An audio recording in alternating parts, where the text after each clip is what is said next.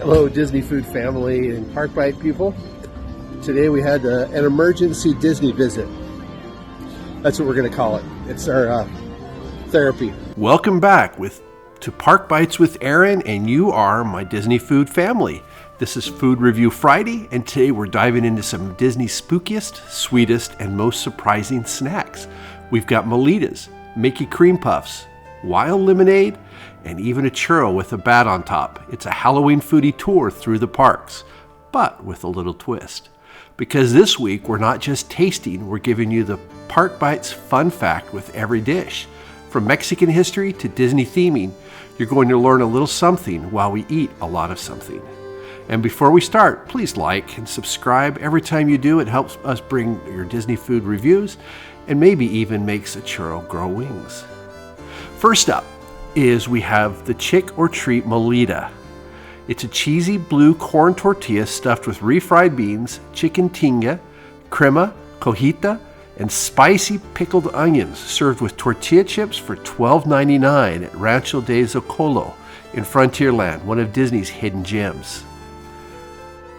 Now, the blue corn tortilla was tasty, chicken was delicious, and the chips dipped in the Mulita sauce, fantastic. And there's a lot of food. Now the not so good. The tortillas were kind of dry. They were hard to cut and no way to pick it up. And it tended to be a little bit spicier than expected. Now, what's the value on this? It was a fairly large portion for $12.99, so I'm going to give the value as a thumbs up. Portability, sit down. This isn't something you could eat and walk around the park. A new thing here, we have child approved. Now, it is messy and it is spicy. Unless your kids like the spice, I would suggest maybe 10 and up on this. As far as scores go, I gave it a 3.6. Holly gave it a 3.7, so we pretty much agreed. As far as the big board context, that puts it at 3.65. It's 122 out of 275, so it is slightly above average. Here's your fun fact. Rancho de Zocolo is themed after Day of the Dead. Check out the papel picado banners and decor. I may pronounce that wrong. I do apologize. And also, blue corn tortillas are an actual staple in parts of Mexico, considered healthier and more flavorful than yellow corn. So this dish has legit roots. My final impressions are, is this tasty? But it needed more sauce, salsa, guacamole to really shine. Now my question is, would you dive into this messy Mulita or save your frontier appetite for the tacos? Next up is we have the Mickey Pumpkin Salted Dulce Cream Puff.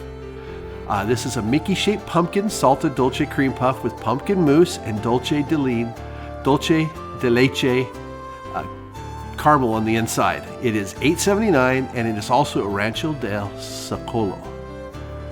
All right, so now we have the dulce de leche, or the pumpkin salted dulce cream puff. Look at this thing here. That picture there is worth it right there. I'm not going to eat the ear because there's never any cream in the ears.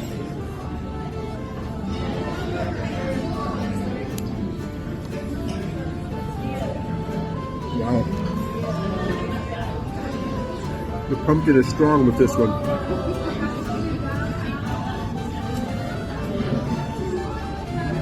It's good. If you like pumpkin, you will definitely like that. Definitely like that. Now the good. This pumpkin has flavor. The pumpkin flavor was fresh. The dulce added a salty kick. The cream puff ears were filled too, which is surprising. And the skull design, the little chocolate piece on the outside, was super cool. Not so good. The dulce de leche, which just did a little bit, so you take a bite and then there was nothing more of it. It wasn't throughout the whole cream puff.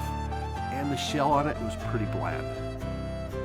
As far as value, it is a little pricey, but for pumpkin fans, you will love it. As far as portability, yeah, sure, they keep it sealed off so you're not going to really leak it out too much. So walk and snack, it's approved. As far as children approved, I would say yes. It's going to be messy, but it's going to be fun. Now, as far as scores go, Holly and I both agreed. It was a 3.8. That lands it at 100 on the big board. It's a nice above average treat. Fun fact here, pumpkins are a huge part of Disneyland's Halloween decor. Over 1,000 real and artificial pumpkins are placed around Main Street alone. And yes, Disney is Team Pumpkin Spice too. Final impressions here. It was fun, it was filling, but could have used some flavor on the outside. It was a little bland. Maybe like a chocolate crackle could have been perfect. Now my question is, would you eat Mickey ears first or save them for last? Next up is we have the mango strawberry lemonade. It's a lemonade infused with chamoy, strawberry syrup, and mango puree. It's $7.29 and can be found at the Little Red Wagon right by the hub. So we're going to start off today with this delicious looking mango strawberry lemonade from the Little Red Wagon here.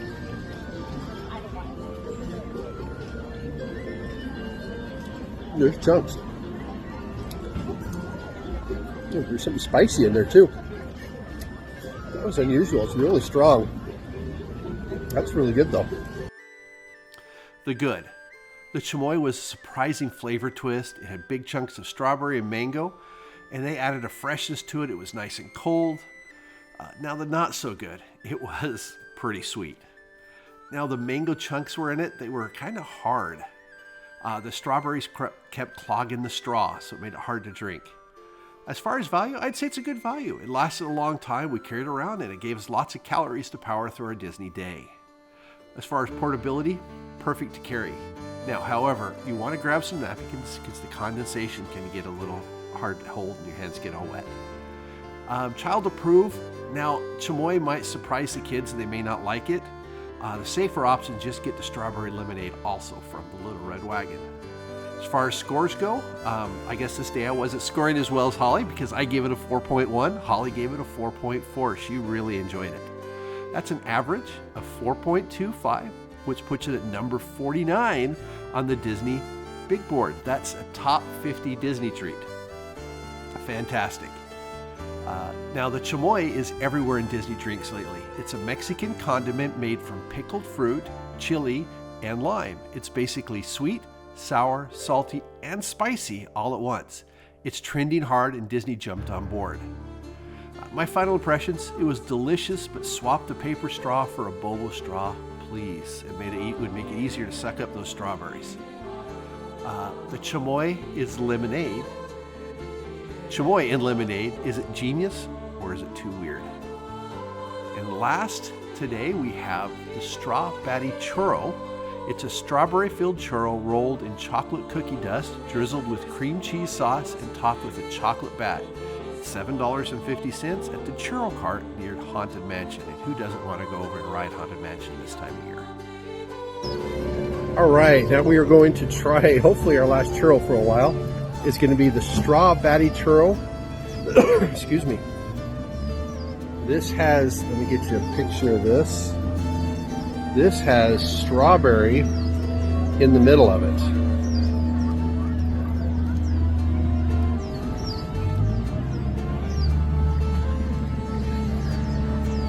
That's good with the strawberry inside.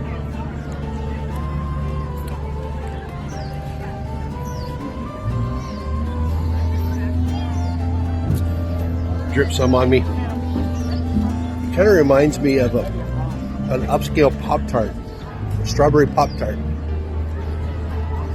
It's definitely not as good as the Fluffernutter, and it's small, really small. The good.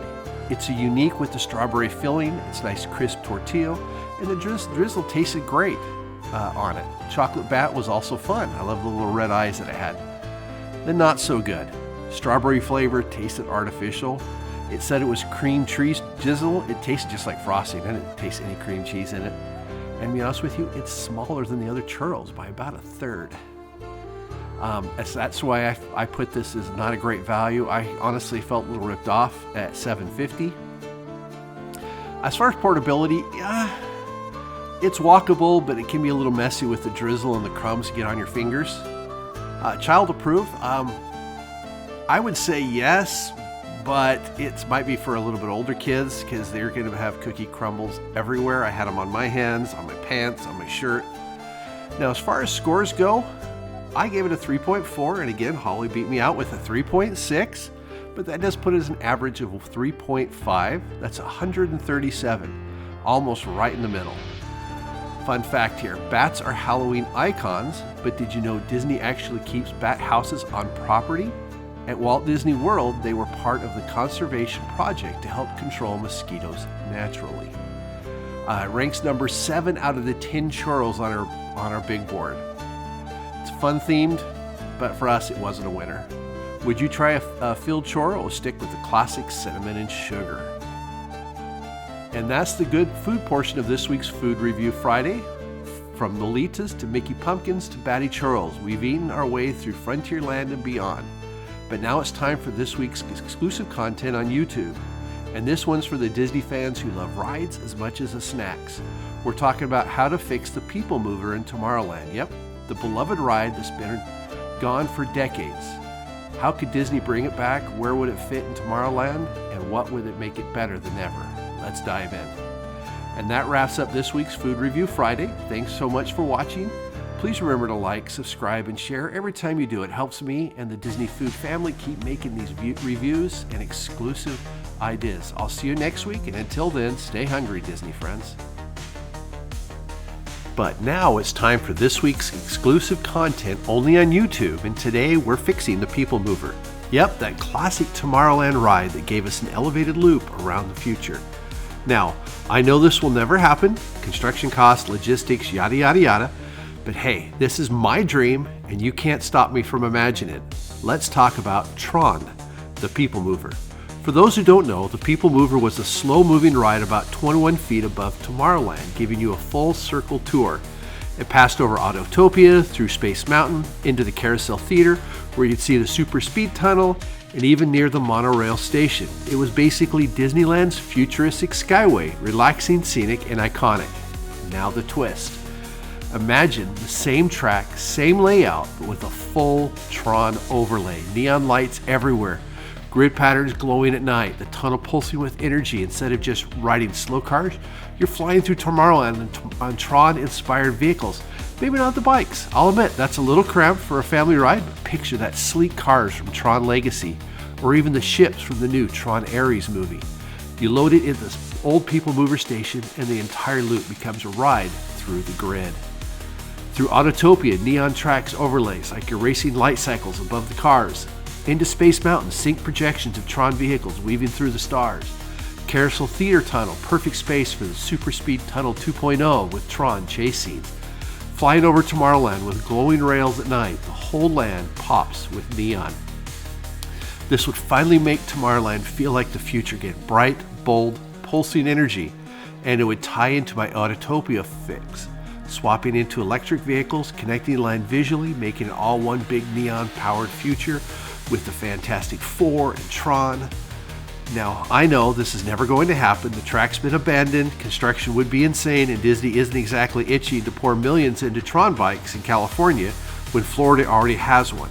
But imagine it, a TRON ride that lets you soar above Tomorrowland, glowing neon against the night sky. Tying the whole land together, it would bring Tomorrowland back to life.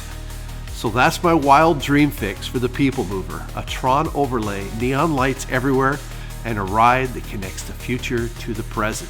Would you ride a TRON PeopleMover, or do you want the classic PeopleMover back as it was? Let me know in the comments.